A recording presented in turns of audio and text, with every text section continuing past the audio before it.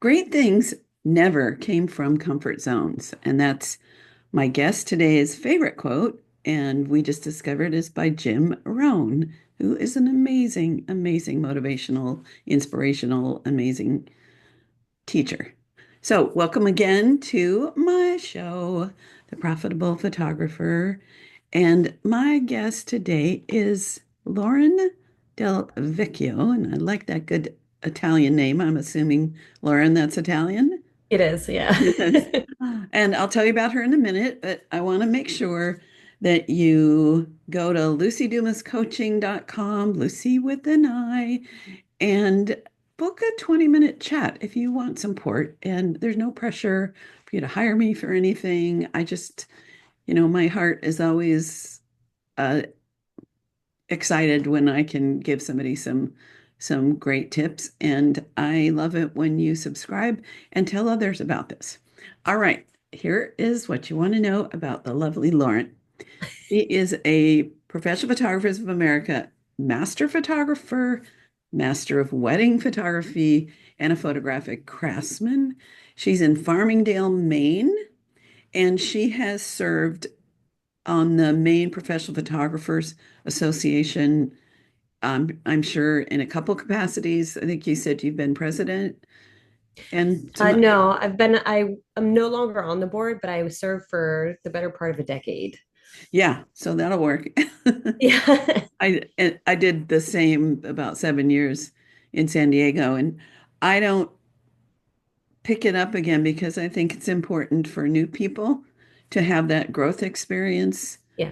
of serving. I watch people go from like a little scared to, powerful leaders when they have the chance. So, Yeah. I was asked to be president a few times, but I'm a solo parent running a business and I just couldn't put enough energy into it. So I'd rather yeah, hand it to somebody who can.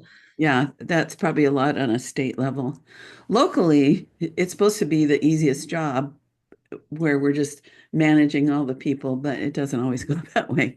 All right, so she's had LAD photography since 2004, and it's been her creative playground. She specializes in weddings, high school seniors, and fine art with a side order of boudoir, fitness, headshots, and families. Um, she also is the queen of lighting at weddings, especially, and I'm going to ask her some things about that. She loves MagMod lighting. She's an ambassador, and a little more bragging. She's a five-time Maine Wedding Photographer of the Year, two-time Team USA rep in the World Photographic Cup, and one of her fine art portraits was sixth in the world. Yeesh, that's a lot. Amazing. So, no big deal, right? No big deal. It's all downhill from there. That's good.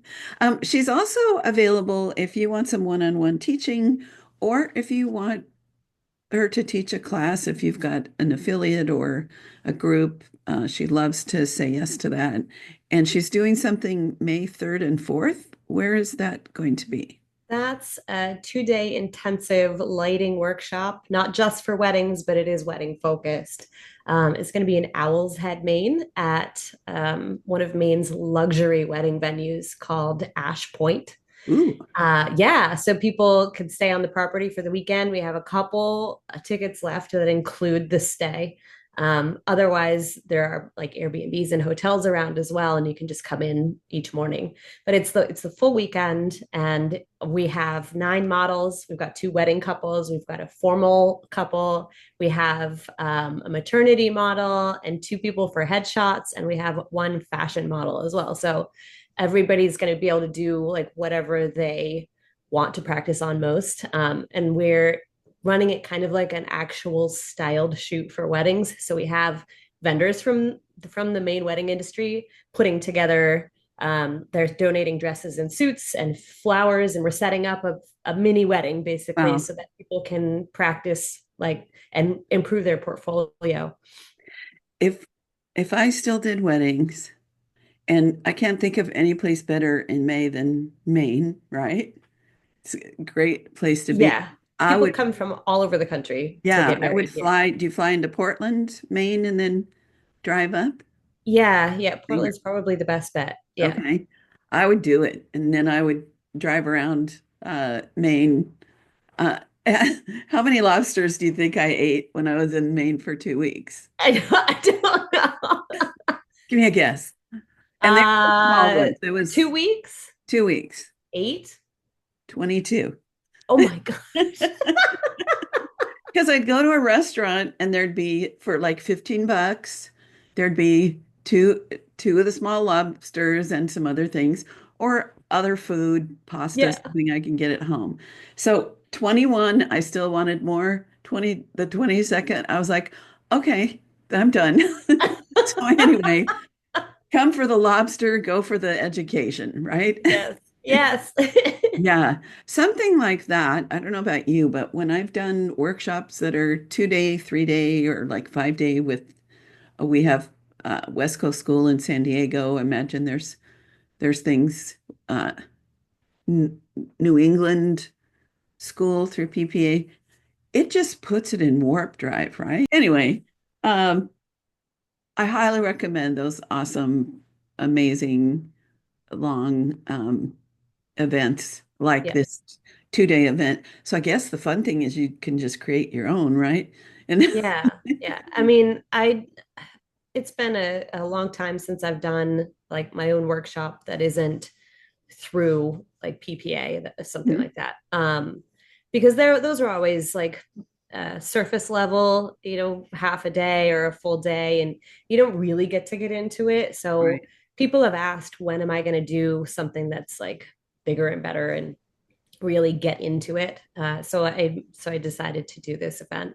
It's Got a it. bit of an That's so fun. undertaking, but I think it'll go well. I definitely will. Okay, so can you tell me just like in a couple of sentences how you got into photography or decided to have a business? What's your Yeah.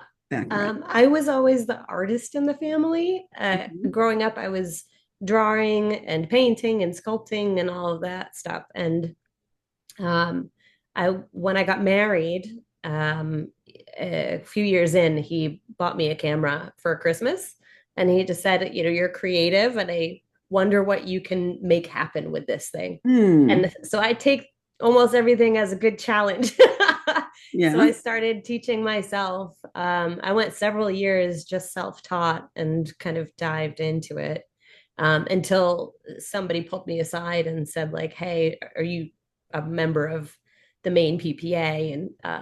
And thank goodness he found me and dragged me into that, because my skill level skyrocketed, and networking and everything um, everything kind of started fitting together for me.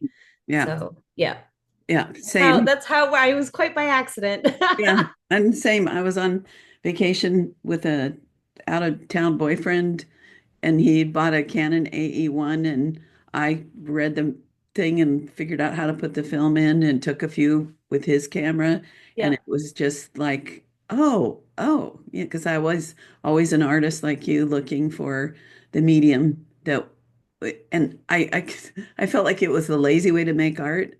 I mean, it's really not, but I'd see something, I don't have the patience to paint it for days and weeks and months. Yes, Yeah. yes. So I I'm a get it. bit ADD, so I don't want the long-term project. Yeah. Yeah. My sister's a painter, and she's still got some things on easels, I think, that she doesn't consider finished that have been there, a couple years Yeah.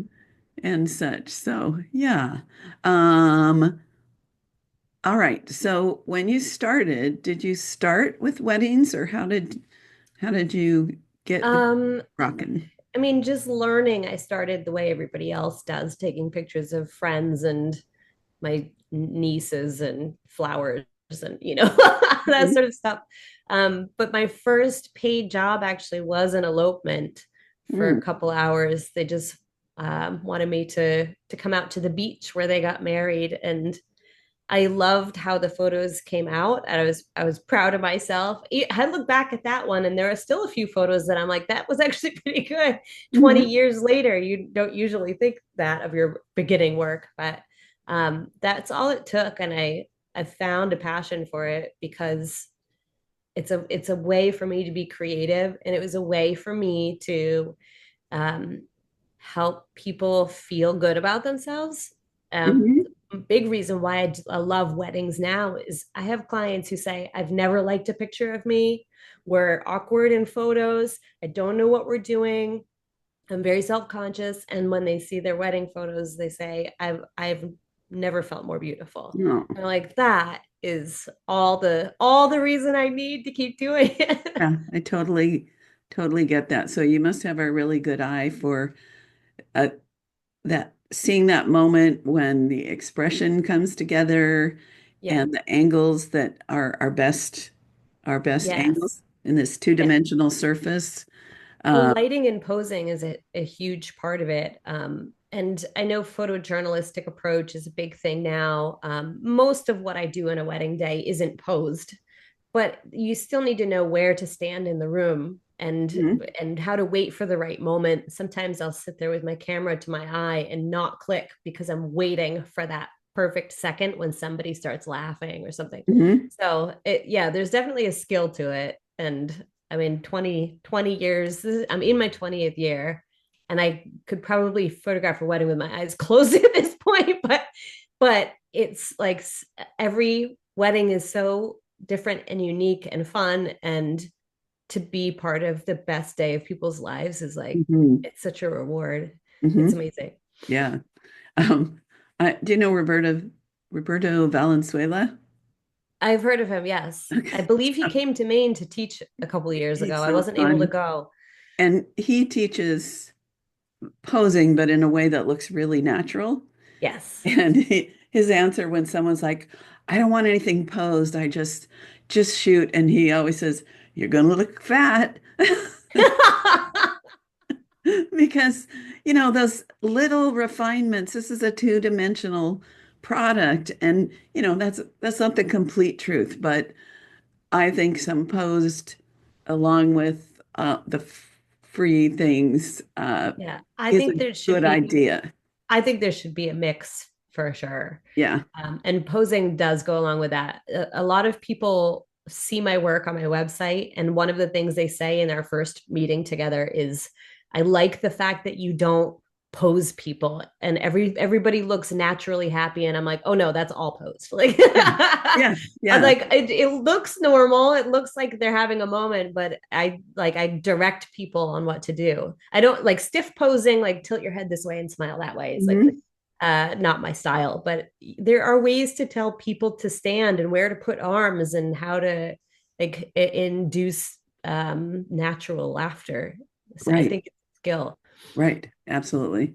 That's one of the reasons I enjoy children is it's easier to put them where I want, get the lighting, have some ideas in my head, and then let them be themselves. And unless they've gotten so in the cheese thing from their Yeah. parents, and Yep. even then I can tell silly stories or do what I need to. And so they look natural, even though I've kind of roughed out the scene. So it sounds like we work kind of similarly. Yep. Hard word. Yeah. Um, one of the things that I always like to share is I watched a PBS special about the face, and he said that we have 50 muscles in our face. Did you know that? Yeah. Oh, I didn't know the exact number, but 50. yeah, And I knew and it the was a lot. slightest thought moves a muscle. And the two involuntary ones are around our eyes and what pulls the corner of our mouth up. And that's what makes authentic expression that we can't fake unless you're a model. And even then, models can. So I'm guessing you have that skill that that moment when that authenticity comes through the eyes, and there's just a certain something where you go, that's it, and take the picture. Yep. And there's a difference too, it just the smallest things. I'll photograph just the groom, for example, and I'll say, look at the camera, look over there. but the bride is usually in the vicinity, and then I'll say, look at your bride. And the minute his eyes see her, it's like a whole different expression on his face. He lights up. And those are the better photos. Yes, It's yes. amazing. Like, just have it, like, whatever is going through his brain as soon as he looks at her is a completely different person. So, so do you notice that all the time now in the world? And you're always like, you're talking to a friend and you're thinking, oh, right there. Or somebody in a cafe, or tell Yeah, me, it's kind of a curse though. yeah, Because yeah, I'm also an empath. So I can kind of feel what other people are feeling. And I notice the tiniest, minute changes in people's facial expressions and behaviors. So I can walk into a room and tell within 10 minutes who is not my friend. And yeah. I can tell in a conversation the minute somebody shuts down. And Hmm. I'm like hypersensitive to that. So maybe the curse in real life where I can kind of tell too much is a gift for my job. Yeah, exactly. I'm the same. And I didn't realize it, that empath word wasn't around when I started umpteen million years ago. But yes, I especially like I consider myself the child whisperer because I can get what children and babies that aren't, you can't talk to them Right. what they're feeling and then figure out how to alter if I need to. So, okay. Yep. It's a gift for people like us to be able to do that with clients who they're not our siblings. We've only known them for an hour, right? But to be able to do that, I think is a huge gift. Yeah, yeah. Um, do you think it can be cultivated? I'm not sure. I'm not sure. I've I'm not sure what the backstories of the people that I know can do it well. But I do know people who have been in the business for quite some time and struggle with it still. Yeah, yeah, So, and maybe they haven't focused on learning it. I don't know. right. But I Yeah. do know that it's something that a lot of people just have naturally. Hmm. Hmm. Uh, One of the things that I recommend ooh, when I'm coaching people is to find something on television where there's a lot of close-ups and freeze frame, or get your camera and wait for those moments and click and click and click and click. Oh, So we've got these free models that are, in our yeah, yeah. contraptions. That's And an interesting idea. Yeah.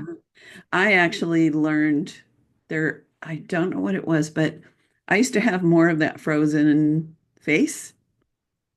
Maybe why I recognize it in her is I think I used to be more like that. And I watched something that was close-ups of children talking.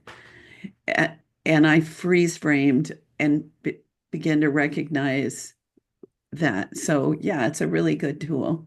Also, a great tool for composition is to watch a show Oh, uh, yeah. like Severance. Have you watched Severance?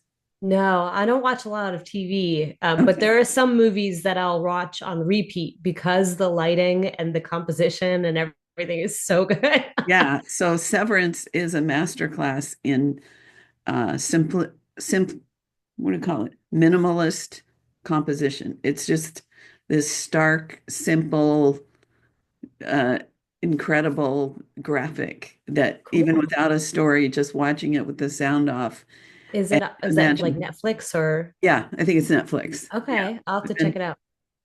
color, what the good guys, there's a lot of green tones, and Hmm. the other side, it's always there's blue. Yes. And so, That's always yeah, it's a that's master class when you watch it. one of the movies that I watch all the time is John Wick.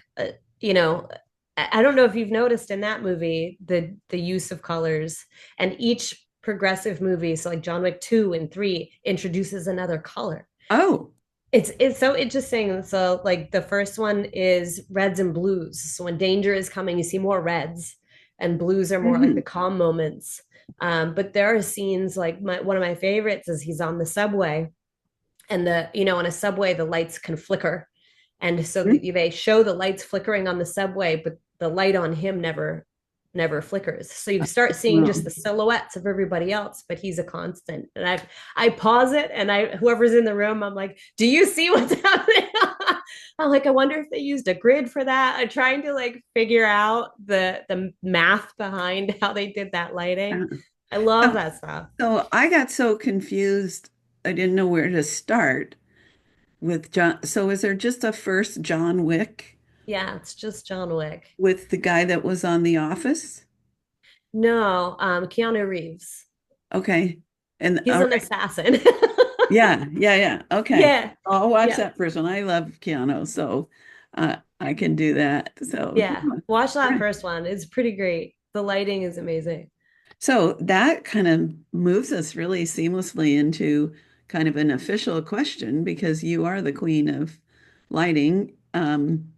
So what can you tell us about, I don't know, let's see. First question, why do you bring lights to weddings? So I think in a studio, um, you create the light that you need for beautiful portraits.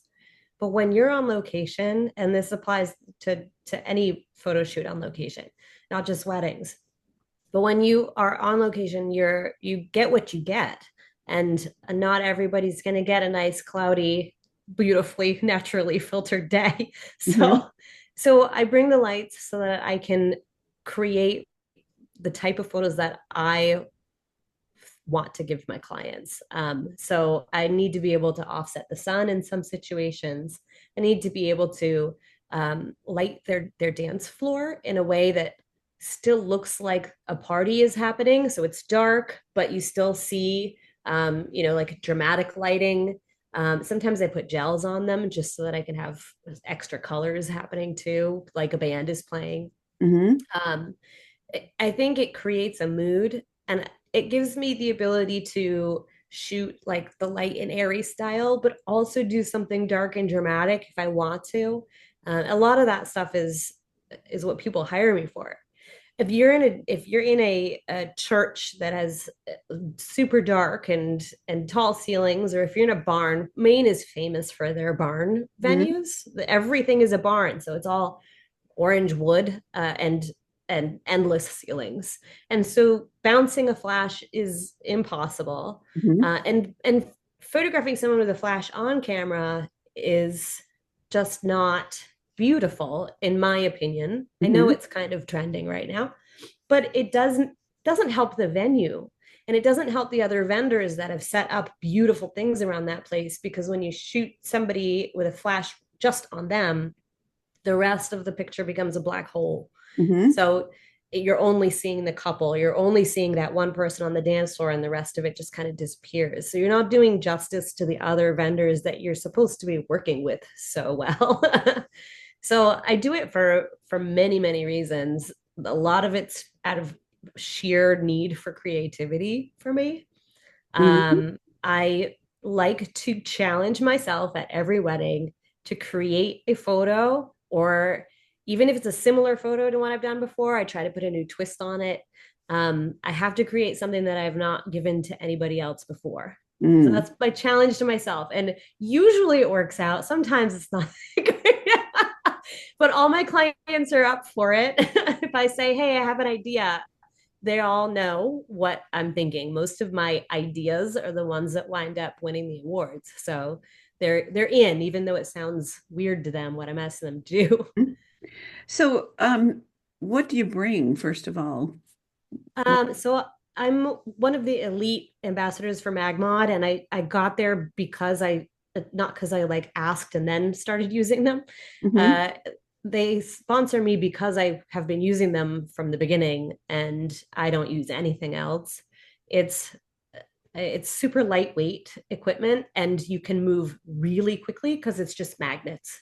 So there's no Velcro thingies happening. You're Magnet. basically just throwing something on your flash and pulling it back off in a matter of seconds. Okay, so it's not studio lighting that you're bringing. It's Nope, it's speed lights on stands, and then I have different modifiers that I bring along with me, and I use different ones for different things. So there is a okay. little strip box that they make with a grid, and you just pop it open and stick it on in 10 seconds. There's a soft box in a couple different sizes that they make. There's little grids that I can just pop on if I want to like do a macro ring shot. I'll use a couple speed lights and put a couple grids on them so it doesn't Hmm. light the whole rest of the room around me. Um, their gear is pretty awesome. So, and it does all the things that I need it to do. So, I bring all of that with me and just pull out what I need. For a reception, it's usually have something called a sphere. So it's called a mag sphere, and it's really just like a little silicone globe. And Hmm. I put flashes or speedlights on stands in on either corner of the dance floor or the corner of the room, whatever's safer so nobody trips.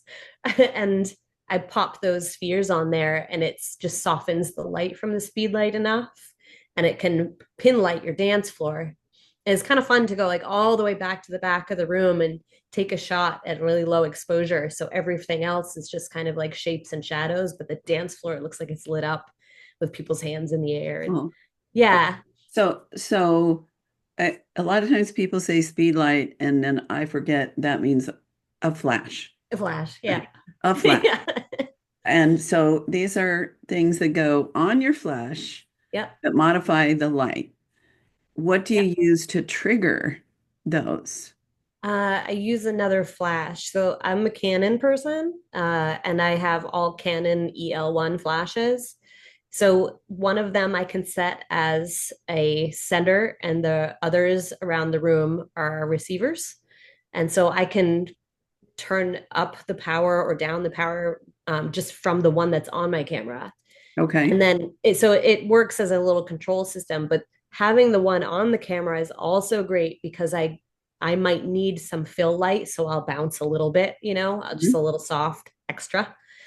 So I know a lot of people who use off-camera flash just have a sender or a transmitter on Mhm. the top of their camera, but they don't have another flash. And I've found that having that extra flash is super important. What do you mean another flash? How many do you have total that you I bring? have five. Okay. So, So there's always one on the camera, um, just in case I need that. But that because often you have to go out into the side room, to take a picture of the buffet setup. But my lights aren't there, so I right. have to bounce off a wall or something. So having the one on the camera is helpful. Okay. But then the others in the room are just kind of set up in the Got corners. it. Got it. Yeah. Yeah, I used to, I think part of why I quit weddings, first of all, with film, it was too scary for me to try to be that creative with lighting at a wedding because it's just like go, go, It go. is go, go, go. Yeah. But then some of the great photographers were starting to do this amazing lighting at the receptions and putting them on light stands and all of that. Like I'm exhausted by the time I get to the reception. So the thought of then having to set that up and all of that. And it was before we had second shooters because film was expensive. So paying double just for the film and the processing Right. was challenging. So it was just, I could see the world going that way. And I like outdoor photography. So, do as much of that as I could. But this sounds so much simpler. And with digital, you can see if it worked. Yep. So, Yep. You yeah, can make that's adjustments on the fly. Yeah. awesome. I still know a lot of photographers that like even though it is digital and they do have the know-how and the skill level to photograph a wedding, they still won't because of the stress factor. Oh, yes. Well, then there's that. And then there's the one day I realized I'm tired of being in an environment where I'm treated like the enemy by a lot of people, Oh potentially. no. Because they just want to get on with the party. My favorite thing was to get all my vendors that I like to work with at the wedding so I would know that we were all cooperating with each other. But it's a rough environment. It Uh, really is. I haven't had any issues. I mean, on occasion, a couple of times a year, maybe there's a vendor that, doesn't doesn't care to play nice with other Right, vendors. right. But No, usually my couples that hire me are the most, they're type A and they're planners. So ah, they're like got all everything in order before the wedding day, but then they also know how to just let go and lay back and have fun. And by the time we get to the wedding day, I'm like a friend. And so like right, the wedding party is like fully cooperative, right. super fun. By the time we're on the dance floor, I'm dancing with them and they're like playing to the camera, they're getting up in my face and being fun just for pictures. And Yeah, I have like wonderful clients. yeah. Well, I did too. It's just, you never know which, groom's uncle is, I don't know. Anyway, Yeah, the falling over I drunk loved guy, it there's always until I one. finished. 12 years, I loved it. And then it was time to move on to Yep. kids. So getting back to oh my gosh, I have to let this go. There was a post on a Facebook group and it might have been like a one that is about lighting weddings or something. Or someone booked a wedding where the only light is the little twinkle lights for the whole event Yep. at night, and they don't want any flash or any extra light. Oh, And good Lord. I'm like losing sleep worrying, as the empath, uh, because one of my last weddings that I did a few years, because I'll still do one now and then, the reception, once the sun went down, that's all they had on this little patio next to the ocean was some little string lights. Yeah. And my camera couldn't even see to focus to flash. Yeah. I don't know. Do you think I it's feel possible? like that sort of request might be the equivalent of somebody saying, like, will you give me the raws? And Right. so, Right. it might just take a little bit of education. I had a couple that hired me, and they said it's a small, intimate wedding, candlelight only. We don't want like a flash, but what they meant is they don't want a flash in their faces. Like they wanted the photos to still look like my work, but Mhm. and maintain the look of having only candlelight. So what I did is I put my lights around the room like I usually do, but I put a CTO gel on them. So I made my flashes the same color as the candlelight. Mm. So when they did go off, and I put grids on them as well, so it wasn't just filling the room with a bunch of light. So it Mhm. kept the environment very dark, and when the light hit the people like giving the speeches or whatever, it was a warm orange light, so it still looked like candlelight, but I was also able to do my job and make it look flattering, and that the client was like over the moon happy, because once I educated them and said, like, here's photos of people not using flash at a candlelight wedding. Is that what you're looking for? They're like, no. Right. So like, well, let me help you then. Right. So you gave me just the right answer. It's almost like I coached you on that, which was because we're the experts, we can share with them uh, like here's what you're not going to like if either I do what you ask or you have somebody else do it. And here's what it's like because I think people think that it's just pop, pop, pop, pop, like your paparazzi and Right. blinding, but it's only a 25th or a 250th of a second of light that you hardly notice. Yep.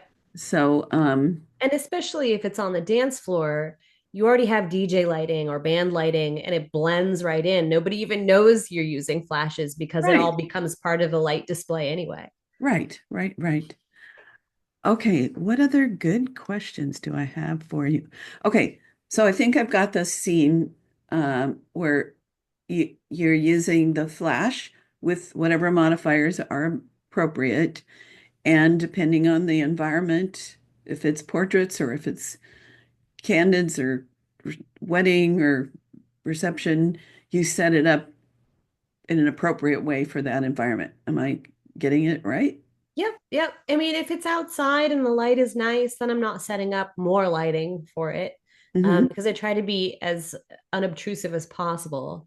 I also, when I shoot with a second shooter, the cool thing about the MagMod system is they have a ring that goes on the light stand. So I can put my flash in one slot and my second shooter can put his flash next to mine. So we're still Oh, only using one stand, wow. which is, I know it's pretty great. So we're not adding like 50 extra things to the room because I think couples envision their wedding day to not include all of the junk that comes with photography and videography and all of that.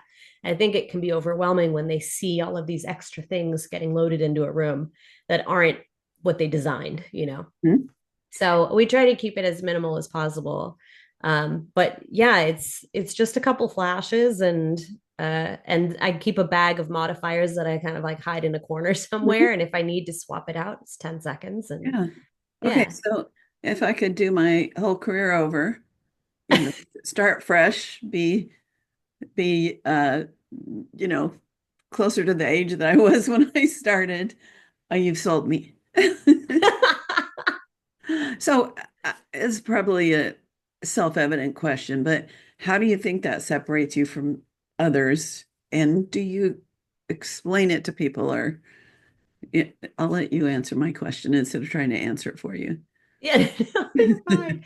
Um, it does separate me from others, and I'm not saying that because I believe it solely myself. Mhm. I'd say it because it's exactly what I hear from everybody who inquires with me.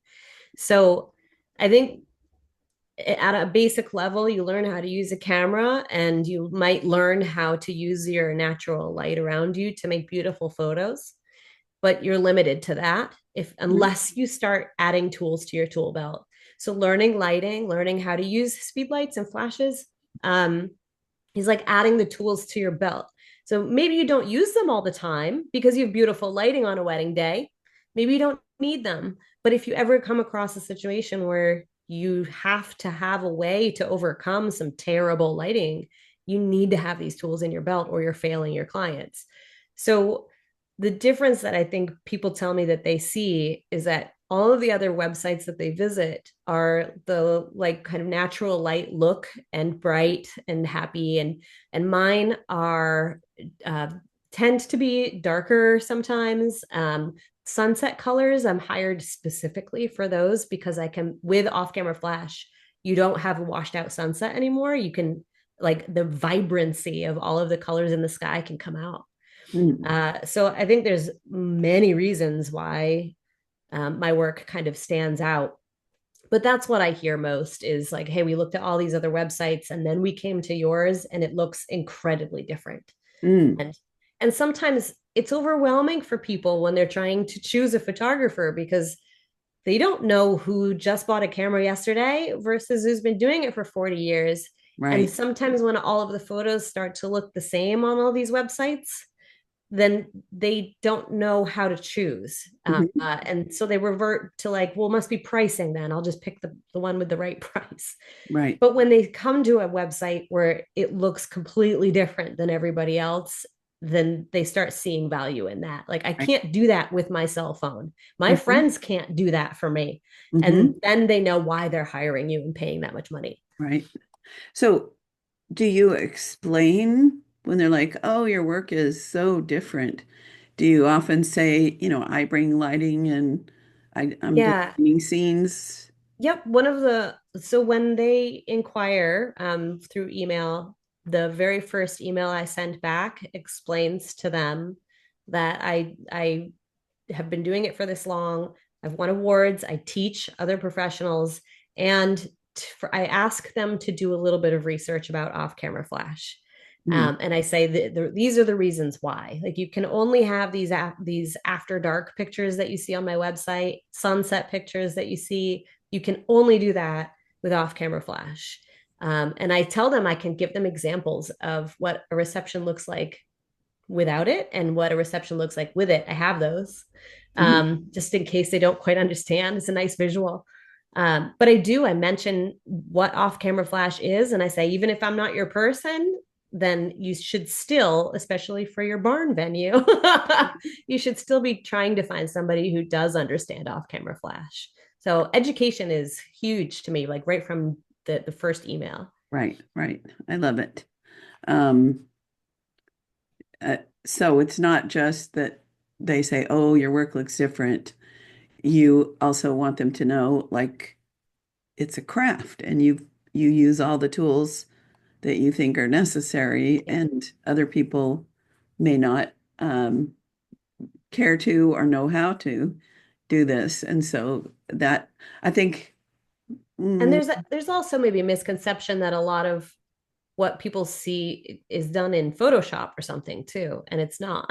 right, right. So I had this picture of Indiana Jones with the the guy with the whip, and he pulls out a gun.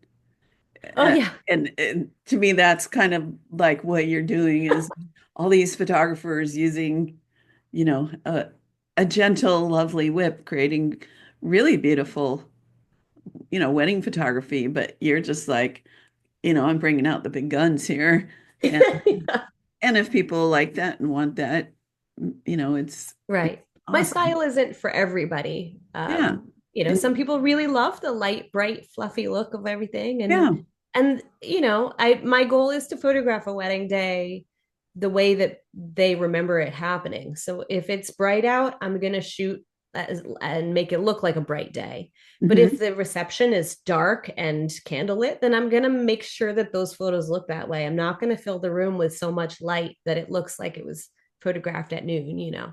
Right. So I think that's an important aspect of wedding photography. 10 years from now, they're going to rely on looking at the pictures to remember most of the day.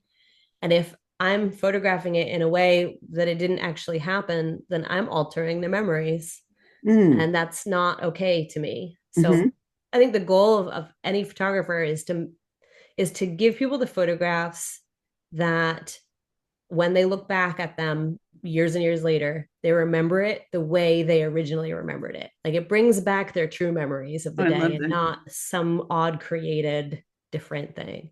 That makes me super happy to hear. One of my um, I don't know what's the word.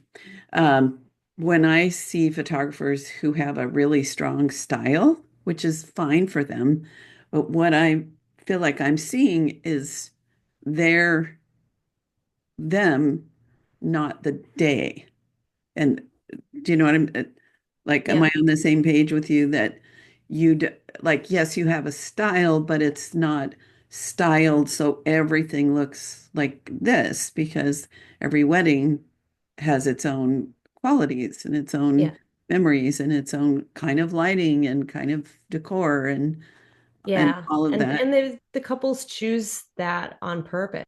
So, if they chose a venue that had gorgeous windows everywhere and just flooded with daylight, then you shoot it that way. Right. uh, I think it's important to remember the why behind everything that a couple chooses. Hmm. So, like when I photograph rings, for example, why did they choose this engagement ring? Why Mm. why this band, right? So you find out why is this important, and then photograph the rings in a way that features maybe the side of the diamond has like a cool little metal piece on, the setting is interesting. So you make sure that you position the ring that shows what's unique about that ring. So everything, the venue, I know a lot of photographers shoot for the couple, they're focused on people. Hmm. And I make sure that I also focus on the venue because they picked that venue for a Hmm. very specific reason. So you look around and you go, what is excellent about this venue? Why would I have chosen this venue for myself?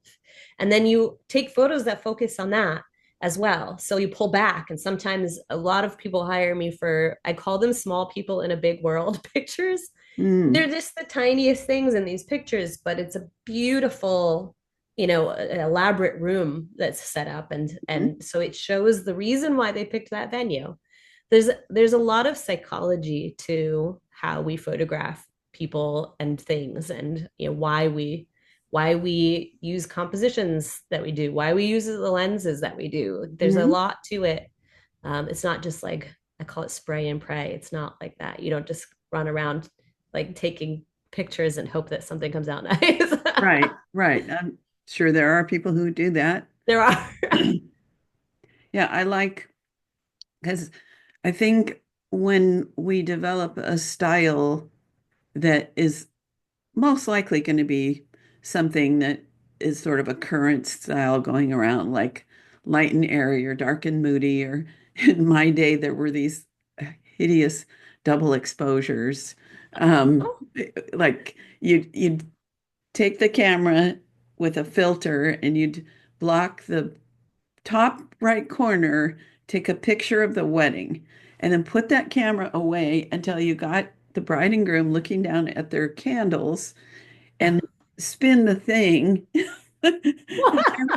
But all the while I was developing my outdoor natural look, I like finding beautiful natural light outside. And one day I was like, as God is my witness, I'll never do a double exposure again. I thought I had to do that but it's obviously so dated. And I right. want my clients to not see an era or a decade with a Yes. style, but see Yes. themselves, see the beauty of the environment. Yep. And and yes, there are dark and moody events, and there are light and airy events where that's perfect for them. But sounds like But we're to on edit that it a same. certain way. I agree. My editing is like true color and very clean and neutral. Mhm. I don't put I'm not adding like film grain to my pictures. I'm not there's certain colors that kind of rotate through. Like it used to be that everything was kind of on the pink side and now everything's on the green side. And but I remember like when I first started, it was a thing to make the whole image black and white, except for maybe her bouquet that was still in color. Selective coloring was like a thing. And and now you look back at that, like what was I thinking? And Mhm. so so my goal when I shoot now and when I deliver any of my editing, however I deliver these photos, is to make sure that they're not looking back or their kids and grandkids aren't looking back and going, what the heck were you thinking? Right. Like, yeah. Or it So, gets in one of those compilations that they'll have in Facebook of the what were they right. thinking photography, and you spin through and oh, that was mine. You don't want Right. that. That would be crazy. Now that's going to come back around again because, Yep. because before digital, that was a style for a while. It started because there was this series of greeting cards of two children wearing adult clothes and hats with flowers and Oh, baskets yes, I and remember spot those. colored. So then and those were really popular, just like when Ann Geddes started doing um, what I call baby burritos, wrapped up newborns, that created a style that other people were emulating. So the I think spot, I had a poster of those when yeah, of like a little boy in like a suit and a hat with yeah. a rose in his hand or something. Yes, Yep. exactly. And so then my clients started asking for that, and we would do it on the photograph. So we'd shoot black and white film and then have the wall portrait made. And then there's these oils, which is kind of a fun thing to do if anybody's looking for a creative uh, project, is they're called Marshall oils, and it's what they used when our great grandparents had photographs and they wanted them in color. Is there Yeah. were people who were artists that would fill in with color. My great aunt I always used to do wondered how that. they did Yeah. that. So you can still buy the Marshall oils. And so you could do the whole photograph. It doesn't have to be the spot color, but that's where it started. So then when there's digital, those of us who'd been doing that spot color, like, oh my gosh, I can do it, and I don't have to sit down and get my oils out and get my cotton balls and my brushes and Yeah. get color all over my arm and the try to get it on time. So it was like this natural celebration of something new we could do. But then it became like, oh, okay, sure. Yeah, we can do that. And Yeah. then it became like a crime. Like, I won't book somebody if that's what they want. I don't know if you on No, Facebook. oh no. Yeah, Oh, it that must be the became, equivalent of like the T-Rex chasing people through the You remember that?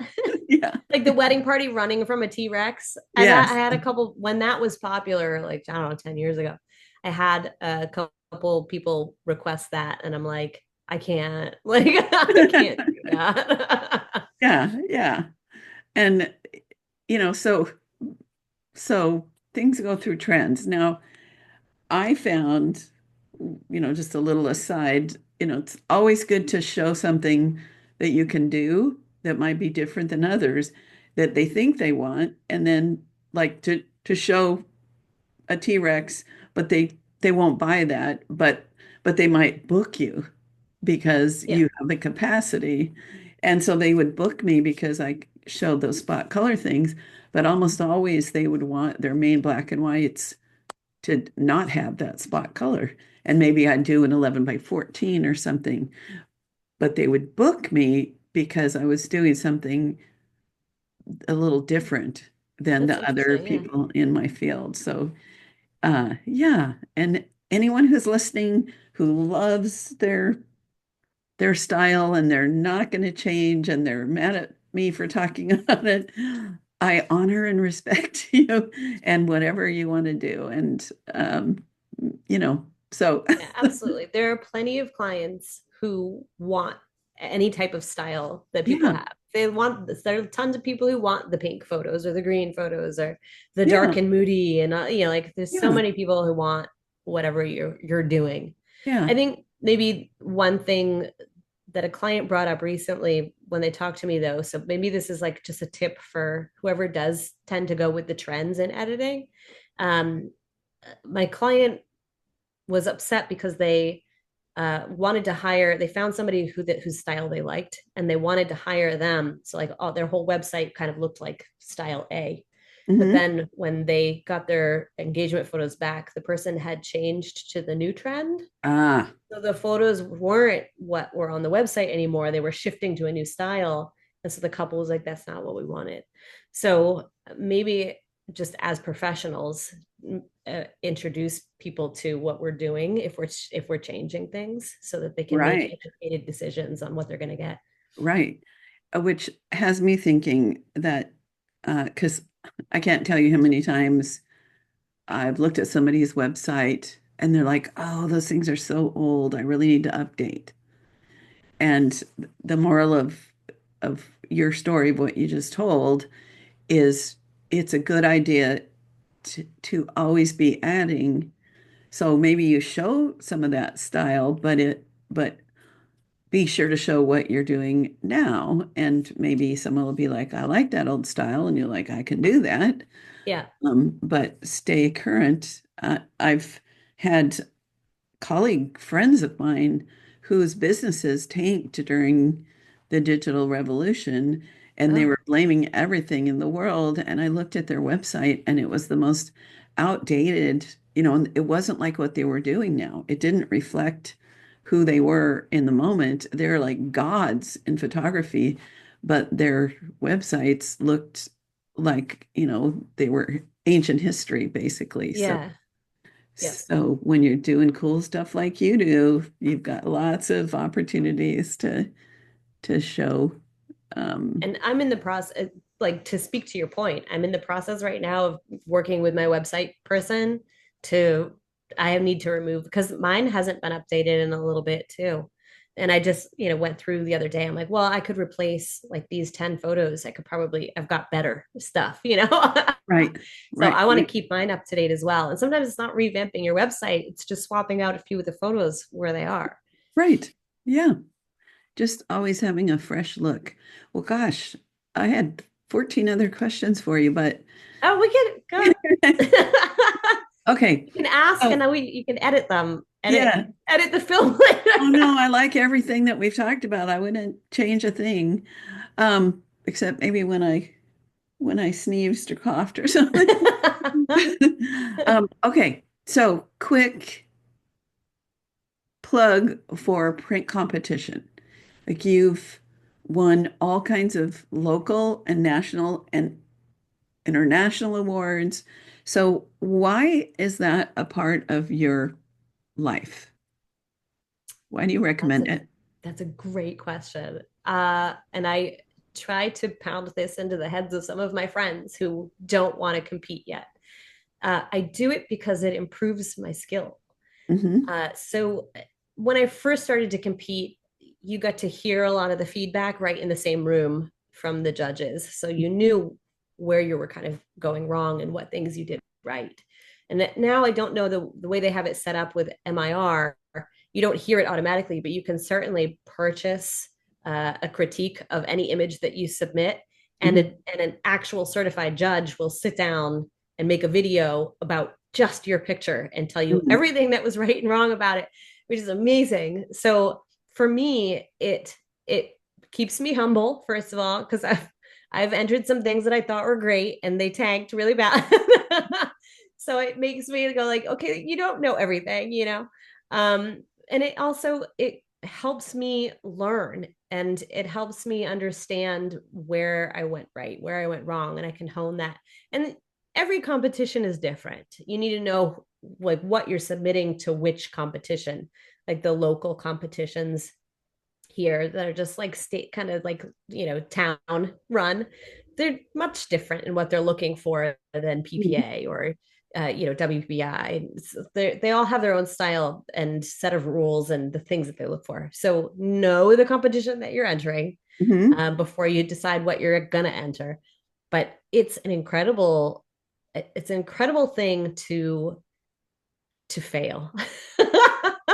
It's an incredible thing to like not have a score high enough and Right. get that fire lit under you. For like, well, I'm going to do better next time. Mm. I'm going to go further next time. Maybe you have a wonderful image. Maybe you got a 100 at the state level and you're like, I'm putting this right through. And it only gets like an 80 at the national level. And you're like, oh, but every step along the way, you get to understand more about what you're doing, and your work can only improve because of your failures. And if everybody succeeded all the time, nobody would ever change anything. We would Right. have no reason to grow. So this is why I try to tell my friends that don't want to compete. I'm like, you will only, and this goes back to my favorite quote, nothing great ever come from a comfort zone. Mm. You have to get out of your comfort zone. You have to fail. You have to feel all of that, because that's what lights the fire under you to do better. Right. Right.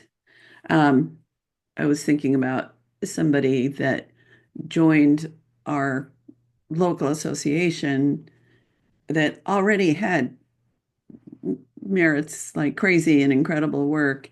And this person won everything for a couple of years. And it, the person, I'm not going to identify the boy or girl or he, she, or them, but they were entering things that already did well in competitions that got them their masters. And I always felt like, how is that serving other than, I guess, bragging rights, a Yeah. local, and the person didn't even live in our county, but you can join if you want to. And Right. I love what you're suggesting is, take the risk, go for it. I mean, paying for the critique compared to it used to cost us like $150 per image Oh, enter because there wow. was not just a print, but it had to be on a special board. Right. To be 6 coats of lacquer. We used Yeah. the undermats to add the key lines and things. And so the competition prints, and they were all custom the way that they printed them. So it would be $150 every time. Uh, so if you're entering two locally, 12 times, 6 times, that's 12. And then you pick four from there and send it to the Western United States. And then, it was thousands of dollars, but it's investment in Yeah. school. We didn't have to take student loans out Right. for this. And for me, it also improved, of course, naturally, my commercial, my paid work because I was using all those little things. Uh, and also, I was always on the hunt for images that could be merit. So I was willing to Yes. push Yep. myself just a little bit more. People that are watching on YouTube can see the picture of the little boy holding his daddy's legs in pastel. And that's not what the mom wanted. She didn't even buy that image. She wanted happy, smiling faces. And that got Best Portrait in the Western United States, and it did well in even the county fair. It was on my business card for decades, and I booked thousands of clients because of this sensitive artistic portrait. And I might not have taken the time when I saw this moment to get this image if I was only shooting for the client and not that Yep. thought of, oh my gosh, look at that. The light's perfect. And then let's see what I can get. So yeah, it always pushed me. And now even though I haven't entered regularly in years, I'm always shooting as if I'm going to. So Yep. it just creates that habit of that what Joyce Wilson, my first real mentor, always said, one for me and one for thee. So Yes. you do the have tos, and I get that at weddings, that's probably what you do. You make sure you get all the things you're supposed to, Yep. but then And then my challenge to challenging myself to yourself. try something different. Yep. Yeah. Yeah. Well, I have just loved this conversation, and I wish the imaging was coming up instead of already I have, know. so we could hang out together. But we can do that another time. Wish we could get you out here to San Diego. I could Hmm. do that. Yeah, yeah, yeah, yeah. All right. So I know that you have a code for the MagMod, a Yeah. 5% off. Do you know that code offhand? Yeah, it's so when you put everything that you want into your cart and you go to checkout, you enter the discount code LAD Photography. It's just my business name. Oh, cool. And no spaces or anything, just LAD Photography all lined up. And you'll get an extra 5% off of your order. I love it. My spell checker wants to correct that, but I'll put it like that and haha. And then if anybody's interested in coming to the workshop, we Oh still yeah. have maybe 8 or 9 tickets left for that for May 3rd Okay. and 4th. I can send you the link for it if you want to. I don't know if you share that on your. Is it on your website? It's not on my website, but I have Okay. a Eventbrite um, link for it. Okay. Or could they just email you? They can totally email you. Yeah. Okay. Yep. So it's Lauren, Lauren at ladphotography.com, correct? Yep. And I assume your website is LAD It Photography. is. And And Instagram is LAD Photography. yeah, how I don't use my creative. name for anything because it's too hard to spell and harder to pronounce. So Ah, DELVECCHIO. Great. So, parting thought. Either is there something you might think, oh gosh, I wish I had shared that, or just something to leave us with? oh, good Lord. You're putting me on the spot. Yep. Um, I don't know. I think one of the main things that I like to try to explain to people is that photography is not the act of picking up a camera and clicking a button when you see something pretty. To me, photography is learning the craft as deeply as you can. And the more I learn, the more I realize I still have way too much to learn. But it's creating the image in your head first. Like, what do I want this to look like? And then using the tools that you have to create that for the client. So a lot of what I do that are like this the special quote unquote special images for my clients, if I were just clicking a button, they wouldn't look anything like this. But in my head, I have an idea, and then I pull out my little tool belt and I create something. So for me, I think it's important to remember that photography is not just recording what you're seeing, but it's creating something. It Hmm. is an art. So, like, have an artist's brain and use it. I love that. You've got an artist brain, so use it. Yes. Love it, love it, love it. Well, thank you so much for this, your first time on a podcast, and I hope Yeah. it's not your Thank you for last. having me. I when I saw that you were looking for places to teach with affiliates and other places, I was like, okay, let's get her on my show and see Yeah. how we can share I'm that. so glad you This has did. been super Um, fun. yeah, I'm happy you had me on here. Thank you. You're welcome. So everybody stay tuned for my quickie wrap up. I'm not sure I can do it all justice, but again, Lauren, thank you, thank you, thank you for being a guest on The Profitable Photographer. Thank you. So I am all by myself again here in San Diego, and I really enjoyed Lauren Del Vecchio and her perspective on things, her commitment to excellence. She's also got a really great laugh, doesn't she? Let's see if I can summarize. We talked about basically um, her lighting at weddings, why she does it, how it opens up her creativity, and what she brings. I was happy to hear this. She brings speed lights, or we call them flashes. The ones she has all sync up together because they're Canon and they go with her system. You can also get little attachments that are called slaves. Um, Maybe they have a new name now, but where you can fire off different ones. And then some light modifiers that make it really easy where you don't have to bring big, huge soft boxes and strobe lights and things to set up some creative light. And I think that's what I have to share. She's she just shared so many cool things.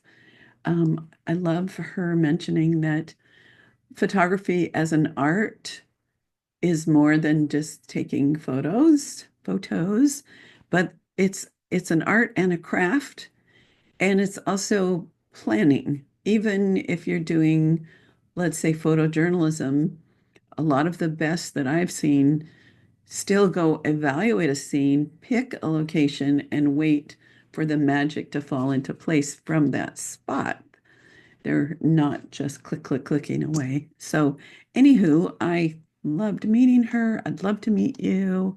If you have an opportunity to watch this on YouTube or listen on a podcast, whichever, um, I think I think you get different something depending on listening and watching. So stay tuned for the next 300 plus episodes. And until next time, see you later.